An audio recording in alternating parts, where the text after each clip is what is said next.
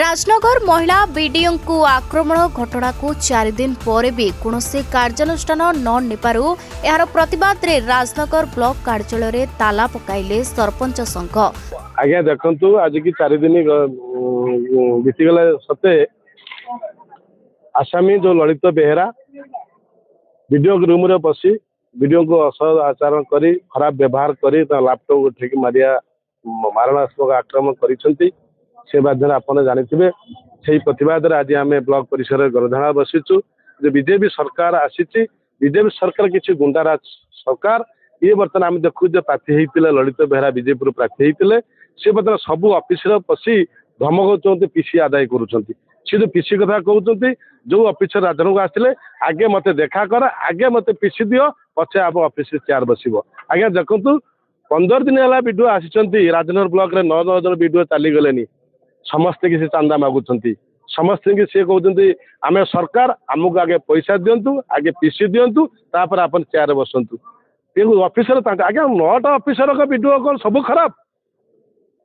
जड़े कई ऑफिसर भल नुहति समस्त ऑफिसर खराब समस्त ऑफिसर चाहते सरकारी काम करने लाइन में काम करने काम कर दौना पैसा दरकार ए गुंडाराज दरकार एमाने चुंगुड़ी माफिया एमाने चाहते आमर पैसा दियो तापर आप आसन बस जो नारी बर्तमान नारी सुरक्षा सरकार नारा दौर नारी जड़े वीडियो सी अत्याचार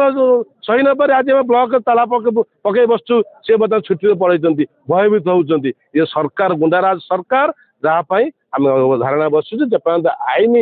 आरेस्ट न कर आईन जब ठीक ढंग से न चली पंचायत समिति जेपर्यंत ठीक ढंग न चलो ये गणधारणा आज्ञा जारी रही आपण मैंने देखते आमर जनवरी 2 तारिख रे बीडीओ राजनगर तांकर ऑफिस रे बसी अवस्था किसी बीजेपी दलर कर्मकर्ता आसी तांको अशालीन भाषा विभिन्न मंतव्य दवा सहित लैपटॉप उठे बाड़ीवा और मारदेवाई योजना करते तेणु से प्रतिवाद रे अध्यक्ष महोदय आमर 2 तारिख दिन गोटे लोकल थाना रे आमर गोटे अभियोग पत्र देइथिले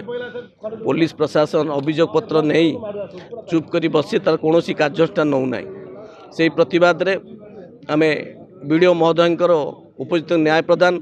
एवं प्रशासन अवहेला प्रतिवाद रे ये गणधारणा तुरंत आमर कहवा कथा जड़े वैश्य अधिकारी को महिला अधिकारी को जेहेतु से बाड़ेया जो माने ये करचंती सेमानक विरुद्ध रे दृढ़ कार्यानुष्ठान निया जाऊ एवं आपणक माध्यम रे माननीय कलेक्टर केन्द्रापड़ा को अनुरोध करी ब्लॉक जेपरी भाव 1.5 वर्ष है चली पारु नहीं एपरी एक असामाजिक जुगक मानक द्वारा विभिन्न वीडियो अपदस्थ होउचंती माड़ खाउचंती एवं ब्लॉक रो समस्त विकासमूलक कार्य ठप हो जाइछि ताकू किपरि भावे गोटे परिचालित हम ठीक भाव चलो से माननीय कलेक्टर ताकू टे दृष्टि देवे एवं एसपी महोदय ये जो आमर अमानुषिक कार्यक्रम करिथिबा व्यक्ति विषय विरोध दृढ़ कार्यानुष्ठान नियंतु आ जेते शीघ्र नेबे आमर कार्यक्रम सरिबो नहले आगामी कार्यपंथा बहुत तीव्र तीव्रतर हम बोली आपण माने आशा करूछु आपण द्वारा ही जणाउ हमरो राजनगर ब्लॉक रे लेडीज वीडियो जणे 20-25 दिन हब आसीथिले किंतु जेहेतु काम करबा पूर्वरु किछि व्यक्ति आपण माने जानिथिबे जहा कि हमरो सीसी कैमेरा गणमाध्यम बुलुची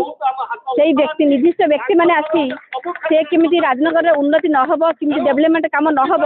प्रतिवाद कले एवं वीडियो को जहाँ कि आक्रमण कले जहाँ फल बहुत खराब व्यवहार कले से आम समस्ते